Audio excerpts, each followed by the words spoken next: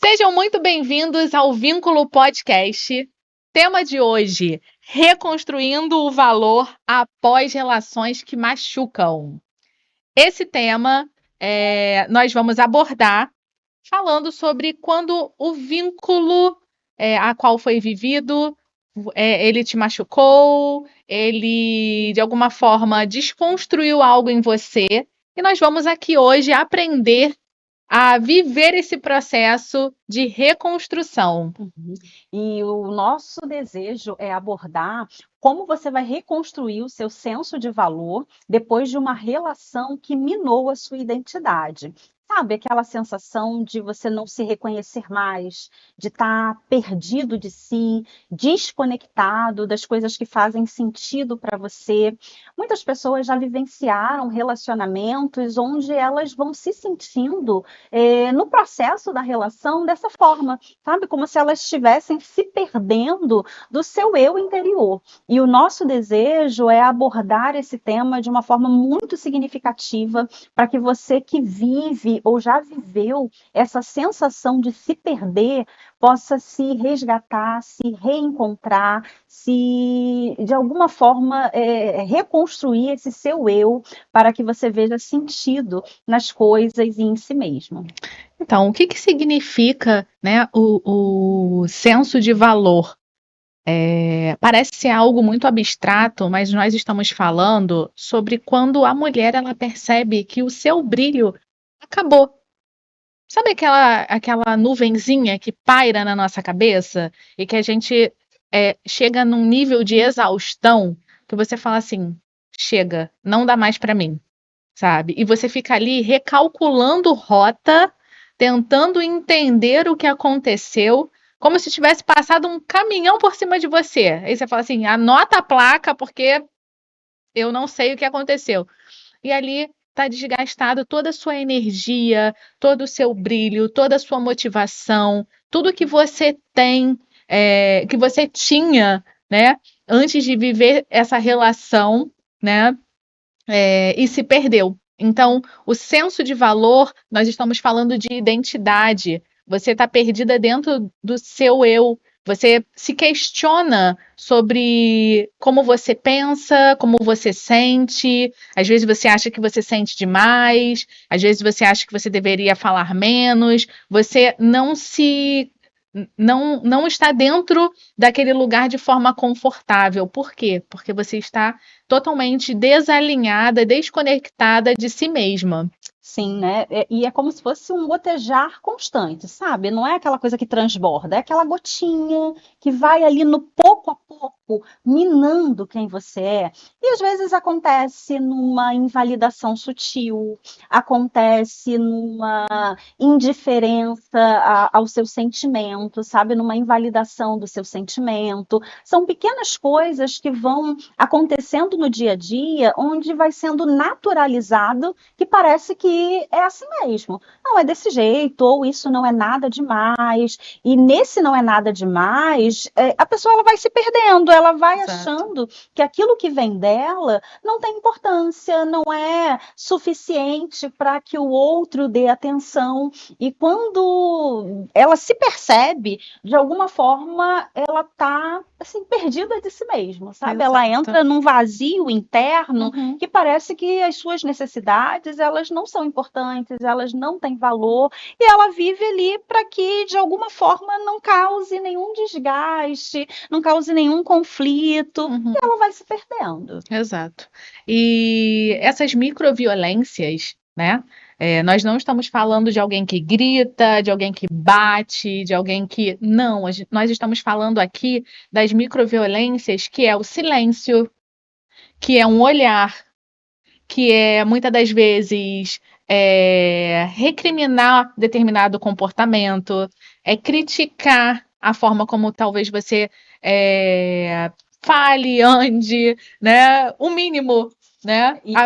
É como se você não soubesse viver, como se você tivesse que atender aquele padrão, talvez, da outra pessoa. Você não pudesse ser você mesma. Né? E quando a gente fala de microviolência, né? Porque são coisas muito sutis, sabe? Uhum. São coisas, às vezes, tão veladas que ficam até difícil a pessoa perceber. A pessoa começa a Exato. entrar num caos, né, de percepção que ela não sabe se o que ela está sentindo, vendo, percebendo, de fato é algo significativo ou é algo irrelevante. Ela entra numa confusão mental porque ela se sente mal, mas parece que aquilo é tão pequeno que não Uhum. vale a pena Exato. ficar brigando por aquilo, né? Por isso que a gente fala de perda de identidade, né? Porque são coisas sutis, né? Não Sim. são coisas grandes. Isso, e o abusador, ele normaliza aquilo ali.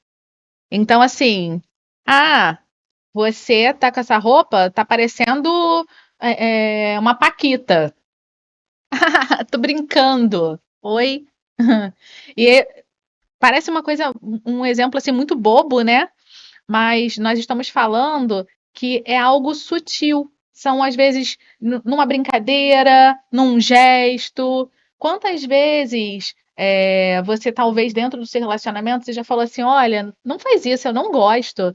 Não gosto que você, sei lá, me, me, me faça cosquinha. E a pessoa continua, mas eu não gosto.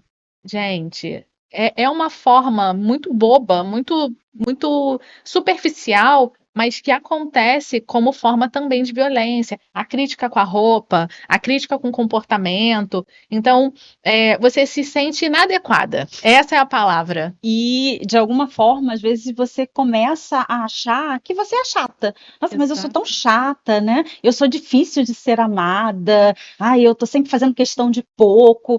A pessoa começa a trazer para si a responsabilidade e os rótulos do porquê aquela relação não tá boa. Quando, na verdade, ela tá perdendo um aspecto importante de si Uhum. mesma quando ela é invalidada, quando ela é, de alguma forma, sutilmente criticada e vai deixando passar coisas e aceitando rótulos que nem sempre dizem a verdade sobre quem ela é. E vai aceitando, porque se eu aceito que eu sou chata, eu vou falando menos, sabe, do que me Exato. incomoda. Se eu aceito que eu sou uma pessoa difícil de lidar, difícil de amar, eu não vou falando daquilo que é importante, do que não é importante para mim. Eu vou deixando passar, e aí é o que eu disse, né? Nesse gotejar do deixar para lá, eu olho em algum momento para mim e eu já não sei quem sou eu, do que eu Exato. gosto, o que eu verdadeiramente quero, ou se eu só estou tentando equilibrar aquela relação. Uhum.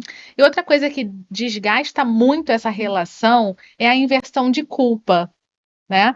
Porque dentro da relação, o outro tá o quê? Te responsabilizando. Sua roupa não está adequada. A forma como você senta não é adequado. O que você fala não é adequado. Então, é, a inversão da culpa é aquela pessoa, ela não gosta daquela sua versão. Ela não aceita o seu comportamento. E ela responsabiliza você por conta, talvez, pelo fato de você ter colocado a roupa X, a culpa é sua, porque outras pessoas vão olhar, outras pessoas vão comentar, e não é sobre você, é sobre essa pessoa que está com você, né? Que vai desgastando você. E aí o que você faz? Você se cala, você engole, você passa batido. Por quê? Porque você não quer gerar conflito, mas você não gera conflito com o outro, porque dentro de você a sua alma, ela tá gritando. Ela tá assim, para, pelo amor de Deus, sabe? Eu tô cansada, eu tô exausta, eu não aguento mais estar aqui vivendo isso aqui. Eu não sirvo, eu não sou adequada. Existe esse momento que você, dentro de você, você até se questiona, mas como você sempre está no lugar de culpada, né? Dentro dessa inversão de papéis, você se perde. Você fica como se você estivesse no espaço, flutuando, sabe? E que o outro faz o que quer, o que bem entende de você. Sim, né? Porque quando a pessoa vive isso por muito tempo, ela começa a acreditar que realmente ela é a inadequada da relação. Ela começa a tentar consertar o que ela não é errado ou de errado para tentar caber dentro daquilo que o outro está exigindo. E aí você vê que até para falar é difícil, né? Parece que fica meio bagunçado. E aí imagina na mente de quem está vivendo. Eu tento corrigir algo que não é errado para eu caber dentro da expectativa do que o outro criou de que eu seja para que ele fique bem, para que ele se sinta confortável. Então, isso faz com que a pessoa adoeça profundamente na sua identidade, porque, como a gente falou, são microviolências, né? Que faz com que eu fique tão desgastado internamente na tentativa de atender a expectativa do que o outro espera de mim. E aí vem a questão da adaptação constante.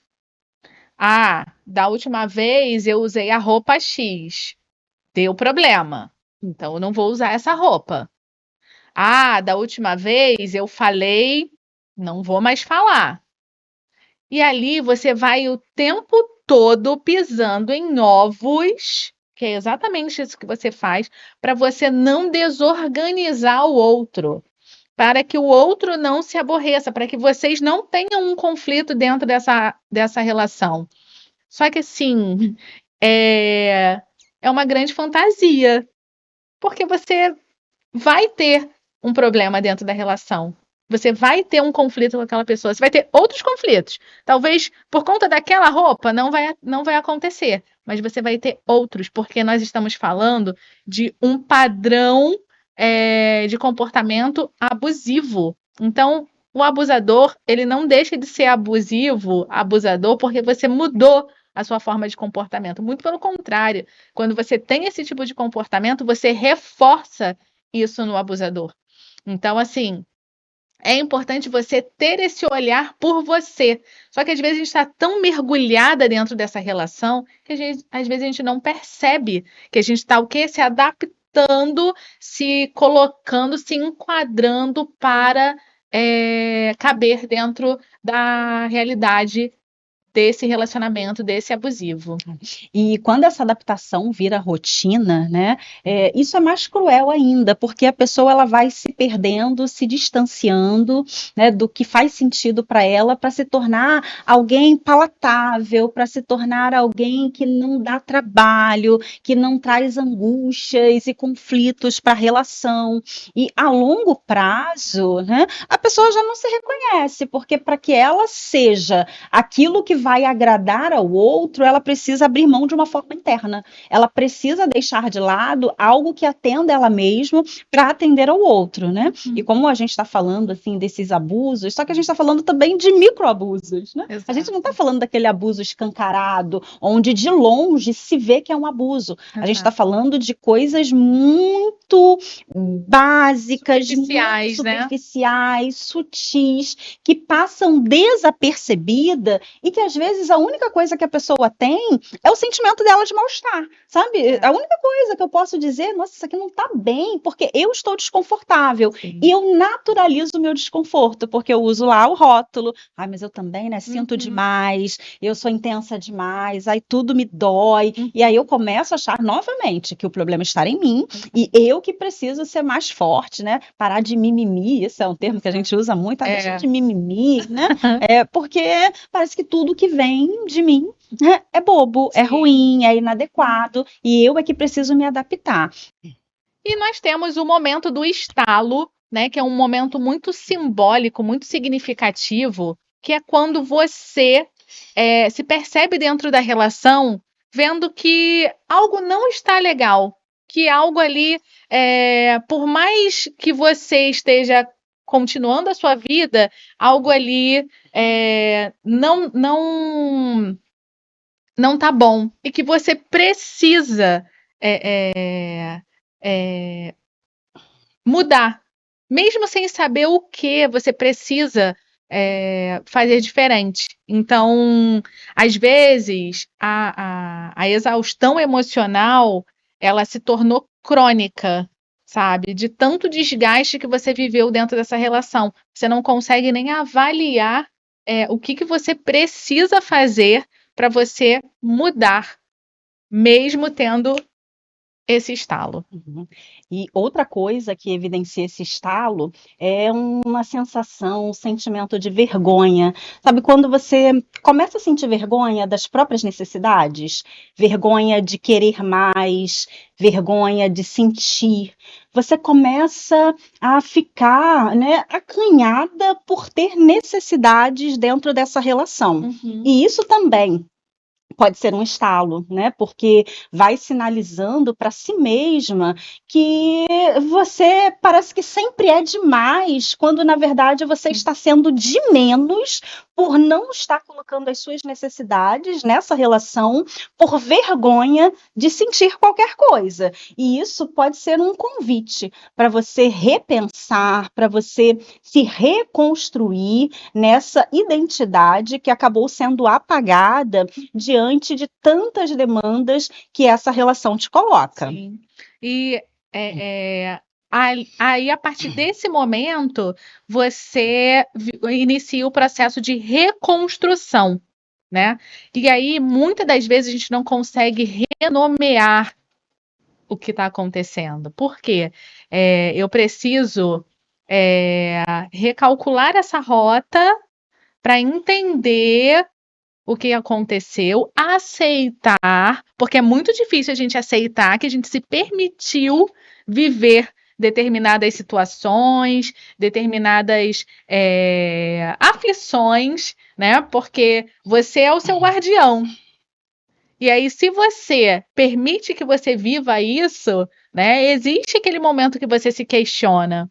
Mas nós podemos dar o nome. Ah, eu passei por um relacionamento tal que seja, né? Eu vivi um relacionamento desgastante e neste momento eu escolho reconstruir a minha identidade para que eu possa ressignificar a minha história. Então, é um momento muito desafiador, muito difícil, porque nós estamos falando, às vezes, de anos, né, de relacionamento a qual você se perdeu. Então, é um processo doloroso, mas é um processo muito possível.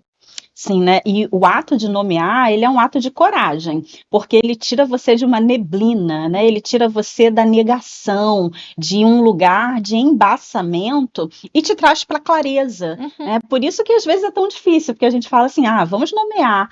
Que coisa básica. Não, não é básico, porque o nomear significa admitir que eu estou vivendo esse tipo de situação. E admitir nem sempre é fácil, mas ele traz essa clareza e a gente só consegue resolver aquilo que a gente tem clareza. É verdade. Enquanto tá, né, obscuro, enquanto tá, assim, sem saber o que de fato é, a gente vai fazer o quê? Qual é a saída? Para onde eu vou? Eu não sei com o que eu tô lidando. Então, faz parte, né, do processo de se curar, né, esse dar nome ao que está acontecendo, né, nomear o caos que às vezes eu estou vivendo. E outra coisa que faz parte disso é separar o meu eu ferido, né, do meu eu verdadeiro. Sim. Porque quando a gente passa muito tempo numa relação que desgasta a nossa identidade, a gente acaba acreditando que o nosso eu ferido é quem a gente é de fato.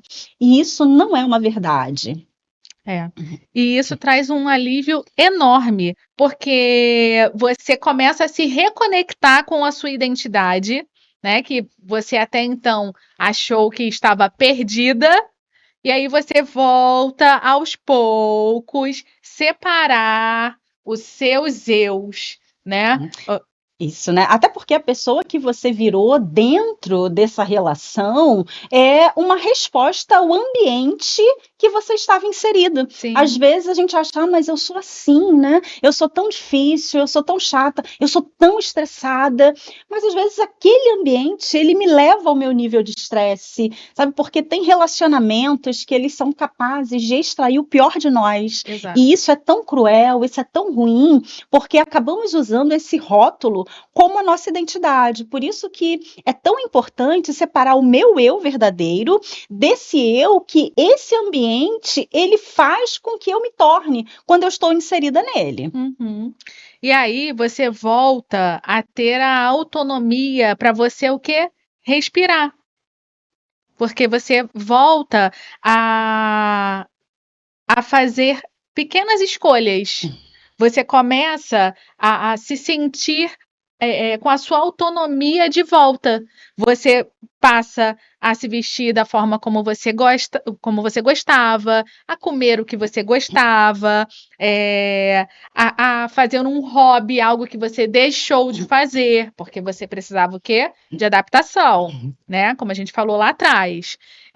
E normalmente não era aprovada. Então, assim, reorganizar esses pequenos passos fazem muita diferença. E essa reconstrução de autonomia, ela é fundamental para que eu me veja, porque como a gente está falando de identidade, né, não tem como a gente falar disso, sobre olhar para esse eu interno, sem reconstrução de autonomia, que é a minha capacidade de escolher, de funcionar, sem o constante ali direcionamento do outro. E o que acontece nessas relações onde a minha identidade é minada? Ela faz eu acreditar que eu não sei fazer escolhas adequadas sem o direcionamento dele, sem o direcionamento dela. E aí eu vou me perdendo, porque eu olho para mim e acho que as minhas escolhas, elas são ruins, são inadequadas, elas são feias, e eu passo a acreditar ou precisar desse constante apoio ou validação do outro para funcionar. Então, essa recuperação de autonomia, ela vai fazendo com que pouco a pouco eu vá validando o que eu gosto, o que eu quero, o que é importante para mim, e é um passo de cada vez mesmo. Sim. E vai reescrever a sua história, né? A sua narrativa de vida. Então, assim, aos poucos, realizando um trabalho intenso, você vai o quê? Ganhando forças para você colocar assim, o que eu gosto, o que eu quero, sem se sentir demais, sem se sentir insuficiente, sem se sentir atrapalhada, porque você está sendo apenas você, sem controle, sabe? Sendo você real, você raiz, vamos colocar assim. Então, é você também fazer esse trabalho para você se autoaceitar, né? Você vai fazer esse trabalho de se reconhecer, de se reconectar à sua identidade, reaprender e relembrar o que você gostava e o que você gosta e viver. E essa mudança de narrativa, ela devolve uma dignidade emocional, né? Porque você vai, de alguma forma, se desfazendo dessas falas que você ouviu do outro para realmente construir uma fala interna que represente de verdade quem você é e a pessoa também que você deseja se tornar. E muito importante é você se reaproximar de vínculos que façam você se pertencer, você se sentir pertencente àquele lugar, pertencente àquela história. Então, assim, conecte a pessoas que aceite você da forma como você é. Muitas das vezes, quando a gente está vivendo um relacionamento a qual nós estamos totalmente fora da rota, da nossa rota, fora de si, sem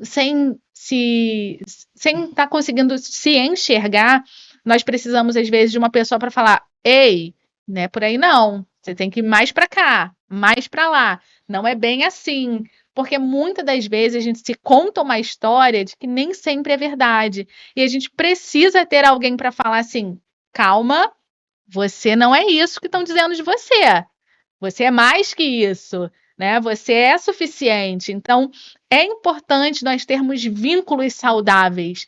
É importante, sim, que exista uma reconexão com pessoas que te coloquem nesse lugar de acolhimento, nesse lugar de pertencimento. Sim, pode ser um amigo, um familiar, uma psicoterapia, uma comunidade, algum lugar que olhe para você e te enxergue, sabe? Porque quando a gente vai se desconectando da gente, a gente precisa de pessoas que nos conheçam conheçam, que saiba quem a gente é e nos reaproxime dessa versão de nós mesmos. Né?